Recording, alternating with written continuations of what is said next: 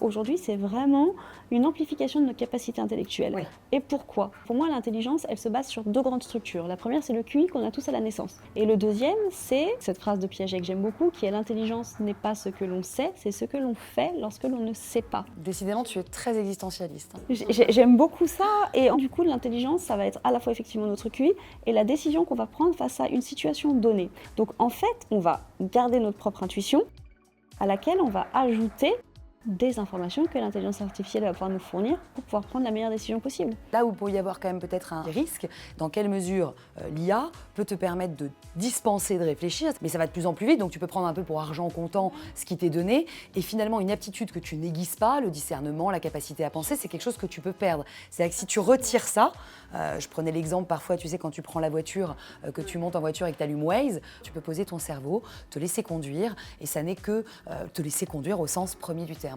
Mais ça peut devenir plus métaphorique, c'est-à-dire se laisser conduire intellectuellement dans la vie en finalement utilisant l'outil et en étant très asservi par lui, c'est-à-dire que tu ne remets pas en question ce qui est dit, tu poses une question, tu obtiens une réponse.